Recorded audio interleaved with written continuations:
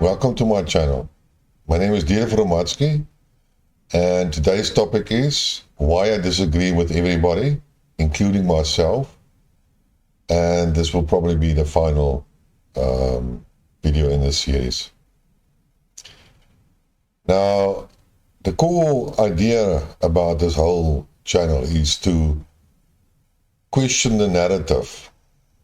It is easy, I am not, and to provide an alternative and to allow you to think about what is being said and analyze what is being said and not take everything that is being said as for granted as a truth. If you have listened carefully during, the last couple of months about the military offense in Ukraine, you will probably have listened to various commentators and analysts from the West and from the pro-Russian side. You could easily spot the complete propaganda of the Western narrative. It's not difficult to identify where all the problems are, because somewhere in each and every article there is something that sounds ridiculous and not something that will easily be applicable to the current situation. A typical example will be the latest narrative about Putin that would use nuclear bombs in Ukraine. And the most simple question to that one is why? Why would he use nuclear weapons? There is no necessity. Nuclear weapons is a weapon of mass destruction. Even from a technical point of view, from a limited point of view, or limited yield, which some Americans are actually professing. So that also put a big question mark about the narrative. And if you really wanted to know, then, it's easy to Google. Yes, Google is limited. They are censoring. But there is Yahoo, and there's Bing, and there's Yandex, and there are other sources to find the truth. And you could have gotten to Putin's speech and read his speech, and then you will realize, no, firstly, that's not what he said. And secondly, what he actually said is that the Western parties, especially Zelensky, has started first with this whole nuclear attack.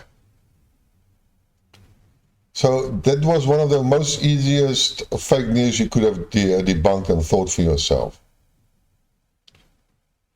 Now, I have explained it before, one has to ask yourself, why am I only criticizing, say, the pro-Russian commentators? And there's a reason for that, a simple actually reason. I've subscribed to the channels. I've been listening a long time for what their comments were. And they were always interesting, and that's fine. It's not a problem. But of late, I have noticed that they are sticking to their narrative without considering the changes that are taking place. And effectively, they have become apologists. They have fallen in the same trap as what the Western media has, or Western narrative has caught in. And like I said before, if you hold a barbecue, do you invite your enemies or do you invite your friends? And if you hold your barbecue, do you talk and agree everybody about the same stuff, or do you have different views? And if you have different views, do you express those views? Well, if you don't and you always collect the same people, then I'm sorry, your barbecues are very boring. One of the most properties of a human being is that we have all different views and interpretation of the facts. So basically, I am just providing an alternative view about the matter and trying to indicate where these guys might go wrong. I am not saying that I'm correct. That is not what I'm saying. We are all biased, and we all interpreted the same data and a different view, number one. And number two is, that we all have different sources. I don't read the same articles that Alexandra or Brian or Larry or anybody else reads. Yes, we have some community, articles that we share. Well, not share directly, but I know we basically have the same, we read the same stuff more or less, but not everything. So naturally we will differ, and it doesn't make anybody of us right. And it is for you as a viewer to determine what is the most acceptable scenario for you. So that's important that you understand that. So a typical thing is like, okay, let's first go about the narrative and what everybody is clinging to. All these punters and everybody that I've listened to is always accusing the West of having a circular narrative. And what it actually means, apart from all the fake news that they include in the articles, but there's always some part of the article that's actually true. It just depends on how you read and how you assess the whole, but they can twist. If you omit something, then you are twisting the narrative. And if you use certain words, then you are twisting the implication or of that event. But that is all tricks that one can do, and you have to be awake and be aware of them. But that's not what I'm arguing about. What I'm arguing about is the trap that the Western world, that we have been accusing of, that they have a circular narrative. That means, as an example, I will tell my story or my view to person number one.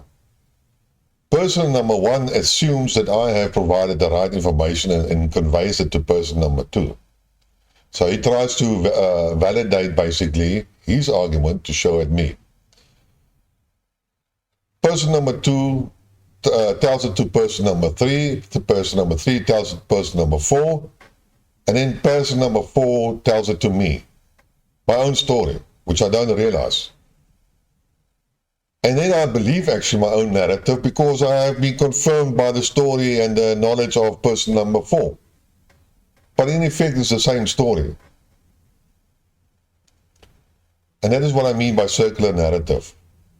And that is quite common in the Western media and other punters. Now, the same thing is busy happening in the pro-Russian side. I mean, if you listen to the video of Berletic on Friday, he actually means, well, not only then, but other videos as well, he always refers to the Duran. And that we should listen to them, and Alex and Alexander we should listen to. And both of these people are talking in a very nice manner, and they state certain things, and it sounds believable. But they are not always correct. And I will come to it just now. Then Brian also, now it's a start of the circle. Now I don't know how it goes around. I don't know what the sources are that Alexander reads and so on. But the narrative that they are producing, and Brian, and Larry, and Andrei Martyanov, and Gonzales Lira, it's all the same. When the Duran goes on the podcast and invites a guest in, it's always a guest that agrees with him. Now, what fun is that if you have always a guest that agrees with you? What you are doing, you're just validating, or you're trying to validate your own arguments by another person's opinion. These guys should start inviting people that's more or less different, that are knowledgeable and can argue a point and present a different view, even if they are wrong. And then the viewer can decide who is more credible and make up its mind. And that is what I want to really argue. It's boring to listen to always the same story.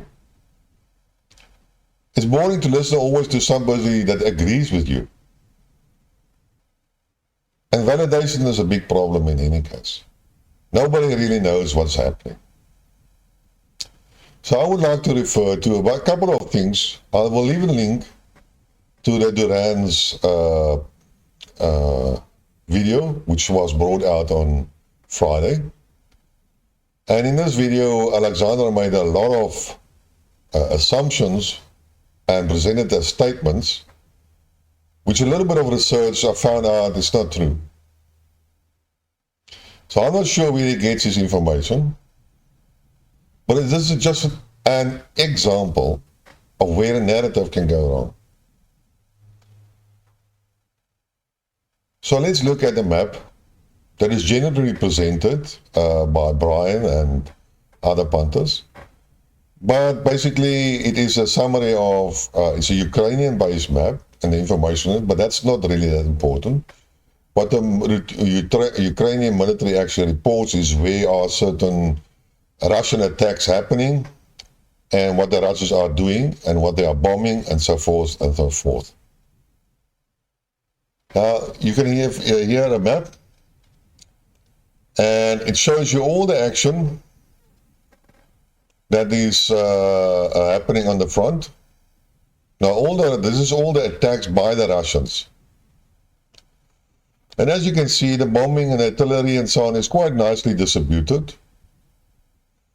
There are no concentrations of any forces or attacks. There's the Kherson attack, there's the Donetsk, Liman, Krasny, Bakhmut type of a thing, then the Zaporizhzhia side, and then there's the northern Kupiansk bombings happening. And if you will notice, then you can compare it to a map that is usually produced by the military summary. And if you have noticed, military summary is quite in detail, and he analyzes all the map, and he has access, and he specializes more in certain the more strategic and military aspects of the war, where we more talk about the political side. And you will find that this map is more or less the same. Then I found a nice map. Well, you can zoom in a little bit. Now, Alexander stated that there is a hell of an offensive in the Bakhmut area, and that this is a critical point. And he also talks about that Ukrainians have withdrawn some troops in order to support other regions, to reinforce the offensive in other regions. But if you look at this map in the region of Bakhmut, you don't see a lot of strikes or attacks that the Russians are doing. Yes, there's a little bit of action, but you can find, if you zoom into other areas, I will leave a link into these maps. You can zoom in and you can see what actions are. Each dot basically has a description, and you can watch that. So that's not something very, not happening what you actually say. And then he actually mentioned that, according to his information, now remember, it's his information that he got it somewhere else. So you have to think about, is in this source reliable and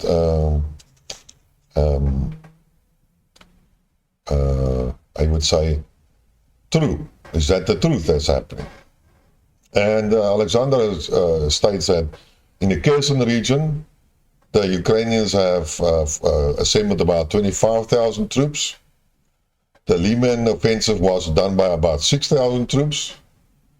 And the Kharkiv region offensive was done by more or less 9,000 men. Now, if you add them together, it's about 40,000 men, which is not a lot. Well, then the question to ask yourself, you know, is Zelensky not saying they have 700,000 troops and you only attack with 40,000? That doesn't make for me sense. In any case, and they also states that in the Bakhmut area, the Ukrainians held about 30,000 troops in order to defend the strategic point. And then a couple of minutes later, he says, but the Ukrainian forces have withdrawn some of their forces from Bakhmut in order to reinforce the offense in Kherson and other areas.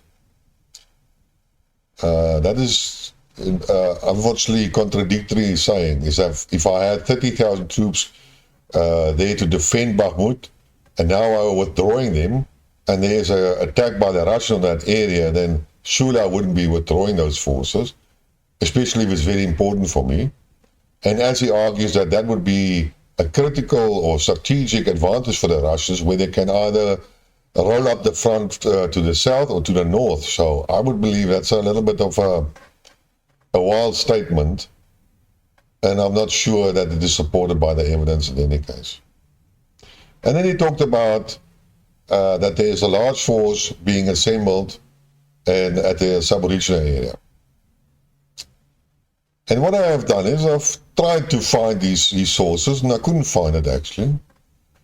So I found a map that it's maybe it's a neutral map, maybe it's Ukrainian map, I'm not totally sure. But these guys give you a list of every Ukrainian unit, brigade level or a division level or company level, I'm not totally sure, because I don't know which means what.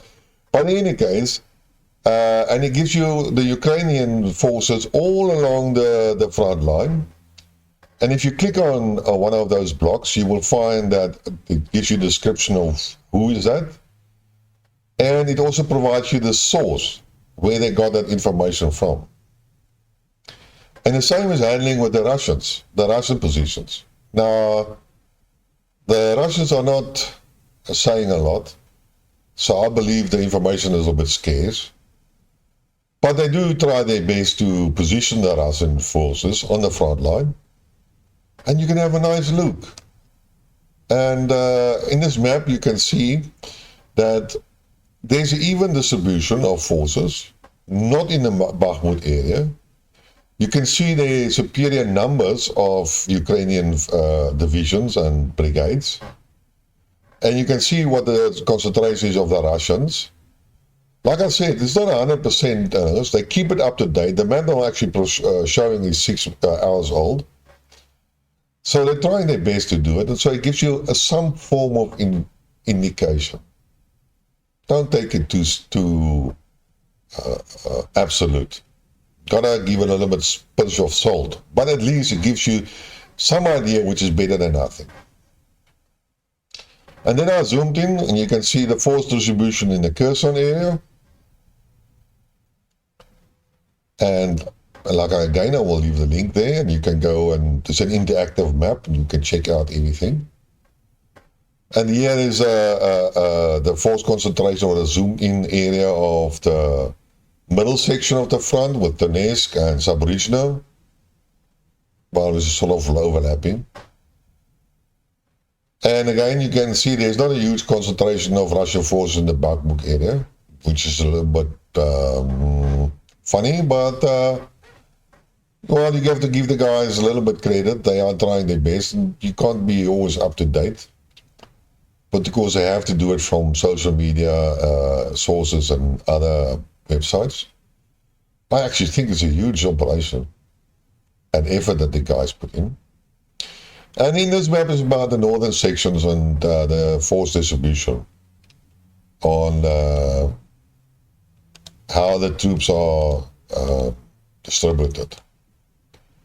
So again, you can give more or less an indication of how the troops are distributed.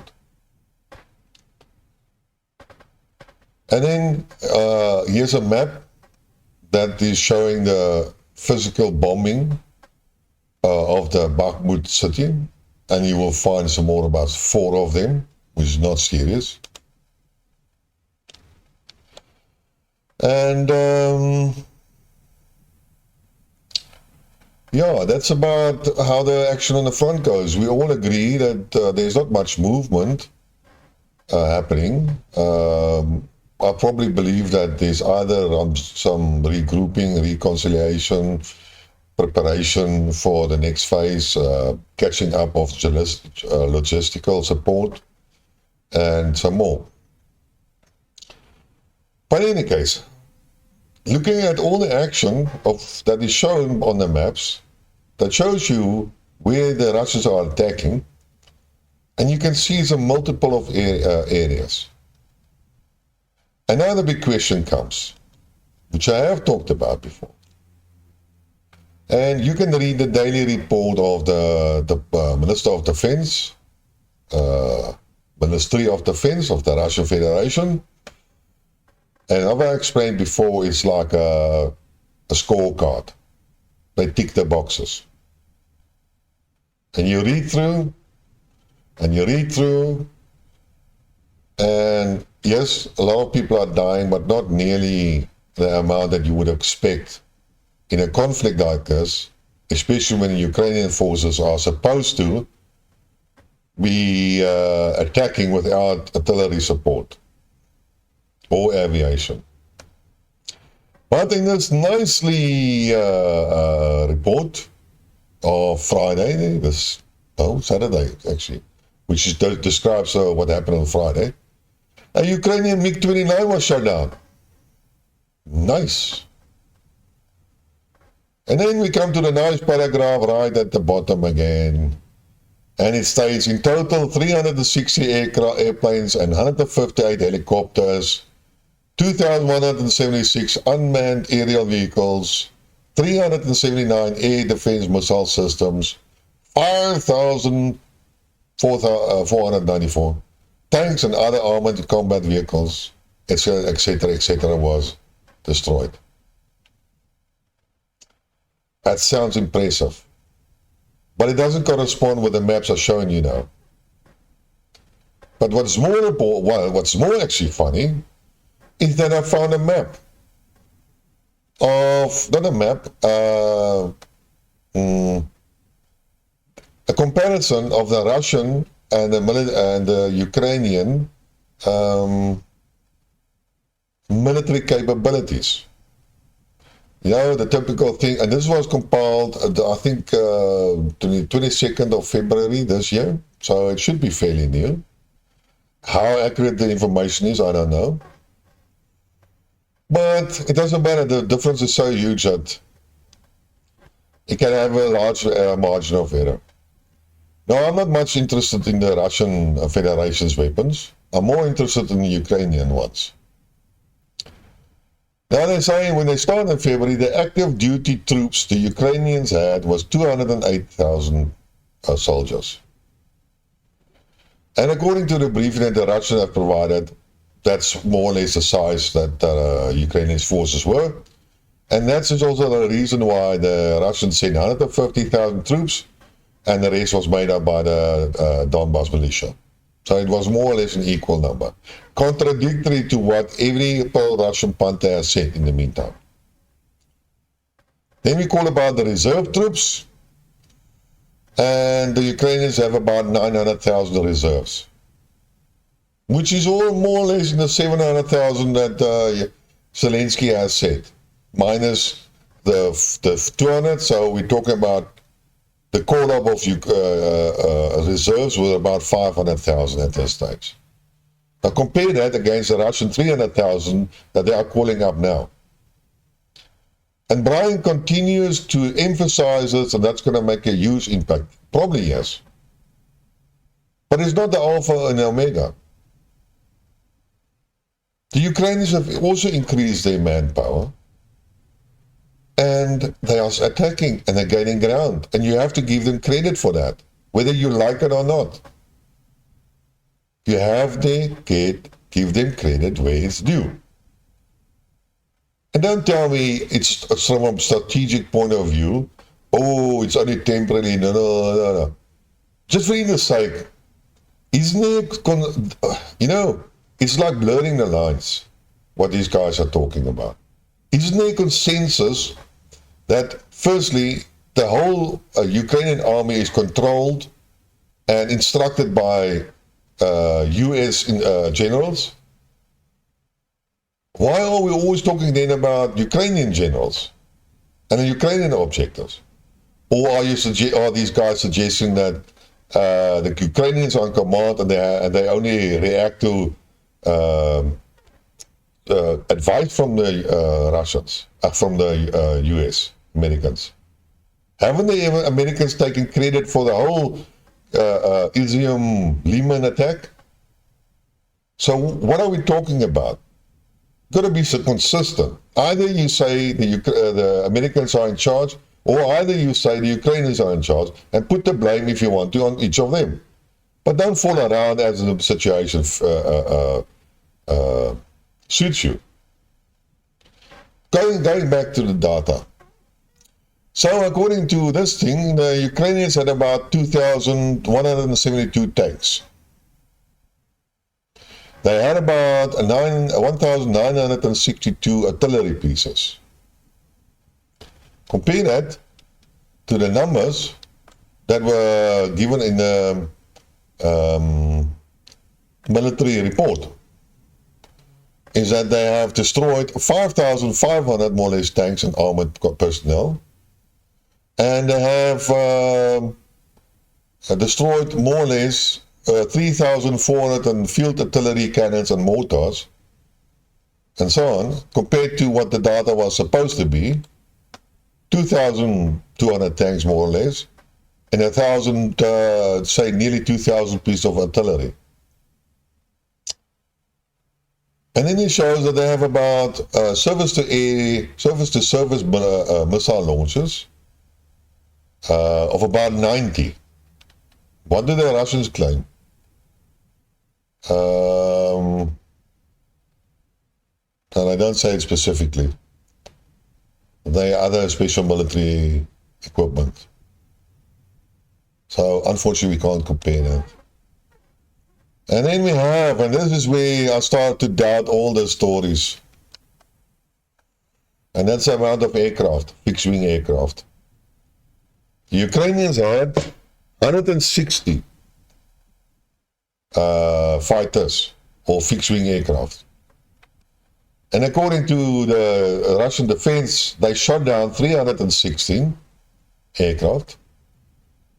And they shot, in this report, another MiG-29 down. And in my previous video, I talked about the reports of the Donbass militia in Ilmen, just before they left, where there was a crater of an aviation bomb, and that the aircraft of Ukraine was still active.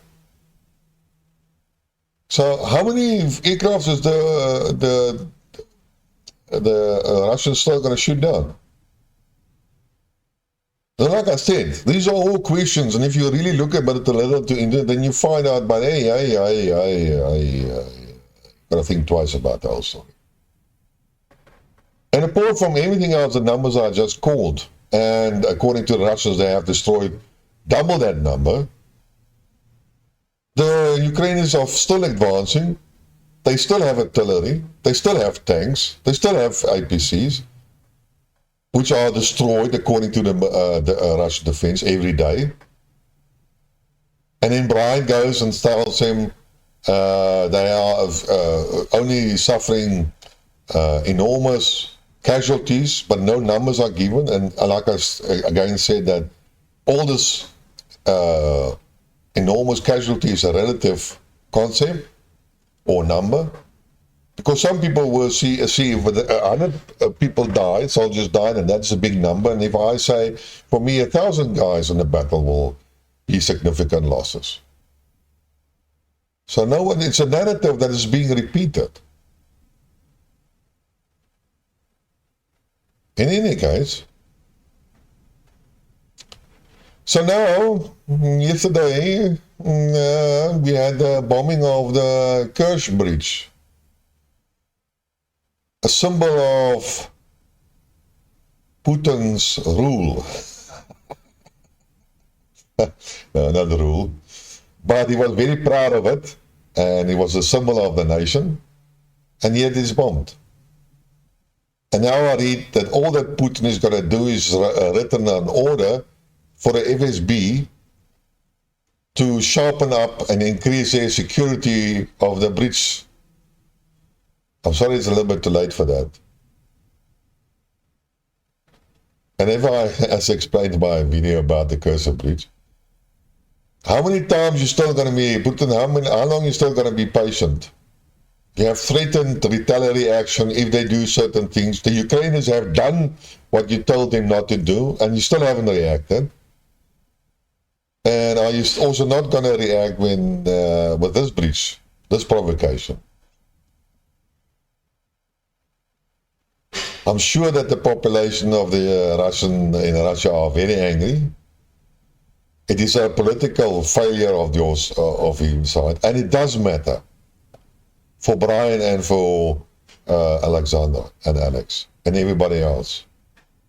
You know, you have to ask yourself, why did the Americans lose Vietnam? Did they lose it militarily? No. They lost it due to political and propaganda. That is why they lost it. They had to withdraw because they lost the political fight and the propaganda fight. And doesn't matter how much the pro-Russian punters try to find excuses and talk the same narrative every time again and again and again and again. It's not going to win you the propaganda fight.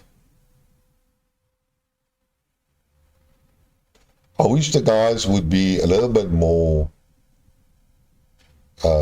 realistic, because they have fallen into the same trap as what everybody else has fallen. You cannot continue talking to people that talk the same language as you do and the same stories. If you do that, then you're starting to live in a fantasy world. What these guys are starting to do. It's time to get back to reality. Acknowledge the changes on the battlefield. Discuss the impact that would have on the battlefield. From a technical point of view, or from a military point of view, there is no doubt that Russia can win this war. Will Putin be overthrown by a coup? No. But what could happen is that his popularity might decrease, of which the effect will only be noticeable in maybe a couple of 2 or 3 years. Yes, his popularity is still high and so on. And yes, I don't want to blame him for the failure of his commanders and his general staff. Those guys should take responsibility. I see that they have appointed another general who had experience in Syria, who's called Armageddon, in any case.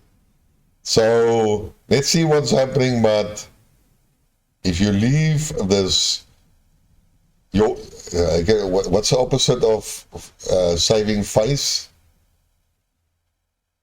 Putin has thrown the mud into his face at this stage. And in order to save his face, he has to react. Doesn't matter how you want to see it. Doesn't matter if you want to prevent provocations. You have been forced into this war due to certain circumstances and events happening, and he's now forced into a position where he has to react. Otherwise, his credibility becomes null and zero, and that emboldens the Americans and the Ukrainians.